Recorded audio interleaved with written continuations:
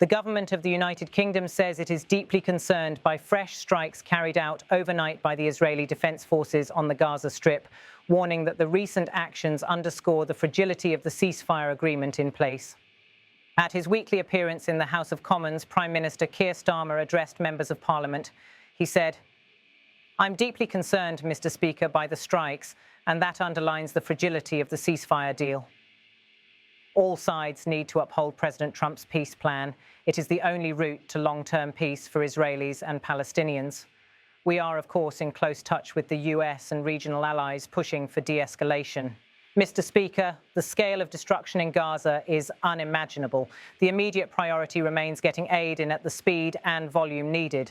The statement comes after the Israeli military announced that it had carried out air and ground strikes targeting dozens of sites linked to the Palestinian militant organization Hamas following the death of an Israeli soldier in the Gaza vicinity. Those strikes were reportedly among the most intensive since the US brokered truce was implemented earlier this month. Gaza experienced what aid agencies and local officials described as its deadliest night of bombing since the ceasefire came into effect. Hundreds of artillery rounds, airstrikes and missile launches were recorded across the northern areas of the territory, causing widespread damage to civilian infrastructure and multiple casualties. These developments have prompted fresh worries among international partners that the pause in hostilities may collapse. Prime Minister Starmer's reference to President Trump's peace plan links back to the framework put forward by Donald Trump during his presidency, which envisions a negotiated two-state solution alongside other security and economic provisions. The British government is now publicly urging all parties to adhere to that blueprint as the only viable long-term pathway to peace. Downing Street also says it is in close touch with Washington and regional allies, including Egypt, Qatar, Jordan and the Gulf states, in efforts to prevent further escalation. Diplomats say the immediate focus is threefold: stabilizing the ceasefire, securing the release of hostages held by Hamas, and increasing the speed and volume of humanitarian assistance into Gaza. Aid organizations on the ground in Gaza describe the situation as critical. Supply lines remain thin, access to northern Gaza is restricted, and the level of destruction has further disrupted water, electricity, and public health systems in the enclave. Starmer reiterated that the immediate priority remains getting aid in at the speed and volume needed. In the United Kingdom, the parliamentary reaction has been limited to cross-party concern about the fragile ceasefire. Some opposition MPs have called for stronger measures to hold Israel to international humanitarian law obligations, while government ministers have stressed the importance of preserving the UK's strategic relationship with Israel. In his address, Prime Minister Starmer emphasised the UK's support for the overall peace framework rather than specific military actions. He said that all actors must cease violations of the ceasefire and comply with international norms of protection of civilians. The statement did not explicitly condemn Israel's right to self-defence, though British officials have in past statements recognised that right while emphasising the need for restraint and humanitarian access. Observers note that the British position reflects a balancing act, maintaining the special relationship with Israel while responding to rising domestic and international pressure over civilian suffering in Gaza. The strikes in Gaza have triggered diplomatic ripples. Egypt has reportedly convened emergency talks with the United Nations and the Arab League. The United States has issued a formal statement expressing concern over the scale of the strikes and emphasising the importance of full compliance with humanitarian aid channels. Meanwhile, Qatar has sent messages to both parties urging calm and warning that any breakdown of the truce could have wider regional consequences. Prime Minister Starmer's reference to the fragility of the ceasefire deal is shared by analysts who track the conflict. The ceasefire, which went into effect earlier this month following weeks of intense hostilities, was hailed as a temporary pause, but not a full settlement. Its survival has always been contingent on strict conditions: cessation of Israeli strikes, no major rocket or missile fire by Hamas or affiliated groups, full access for humanitarian agencies, and progress on hostage negotiations. The renewed Israeli strikes raise questions about which of those conditions may now have been breached. According to the Israeli military, the action was a direct response to the death of an Israeli soldier who was killed in the Gaza area while on duty. Israeli authorities say they hold Hamas responsible for the soldier's killing and that the subsequent strikes were targeted at military infrastructure sites and rocket launch locations. Gaza officials dispute many of the specific Israeli claims and say civilian areas were hit, including homes, markets, and medical facilities. International monitors warn that if the strikes lead to increased retaliatory launches from Gaza, the ceasefire could unravel rapidly.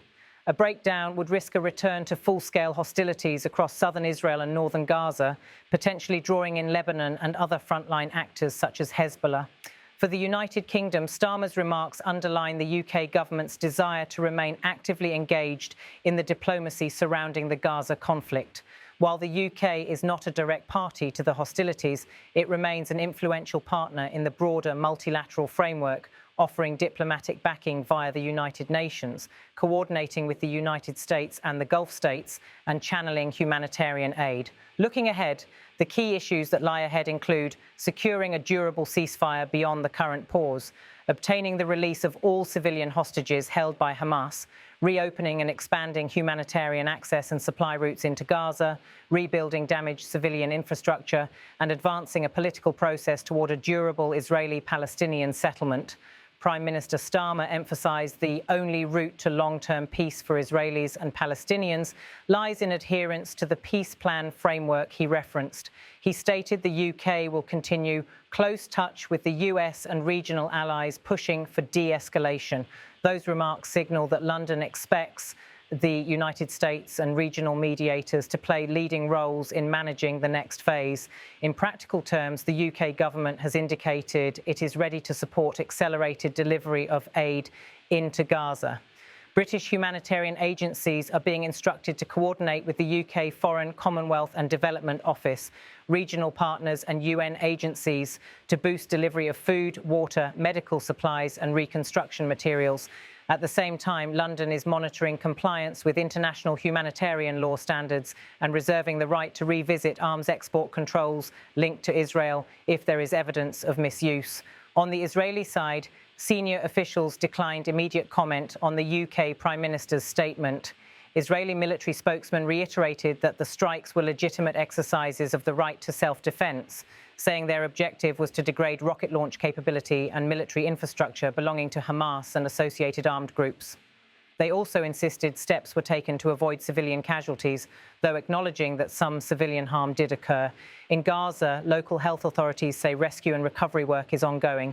They report dozens of fatalities and hundreds wounded after last night's operations, though numbers remain provisional and independent verification is challenging. The humanitarian situation continues to deteriorate, with thousands displaced, electricity and water cut in several districts, and hospitals running on emergency power. Aid agencies warn that the 20-point humanitarian plan agreed earlier this month may not be implementable without a sustained ceasefire and secure access routes. Diplomatic channels remain active. The United States, under the administration of President Donald Trump, has been in contact with both Israel and regional leaders in Egypt, Qatar, Jordan and Saudi Arabia, seeking to reinforce the truce and prevent vertical escalation. The United Kingdom's contributions in these talks have been described as quiet diplomacy, emphasising back-channel contacts rather than high-profile public statements. Experts say the coming days will be critical. If further strikes occur, or if rocket attacks increase, the risk is that the hostilities will resume at a higher intensity. Should that happen, the humanitarian toll will rise sharply and the possibility of a broader regional conflagration increases. The UK government's public remark that the ceasefire's fragility must not be underestimated reflects that sense of urgency. For now, Prime Minister Starmer's message is clear.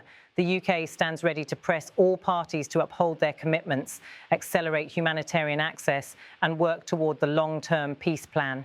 His statement to Parliament underlines that London views the current moment as a make-or-break phase for the ceasefire. The United Kingdom will continue to monitor developments closely. Further updates are expected in the coming days as British and allied diplomats engage with regional actors and as humanitarian organisations report on conditions inside Gaza.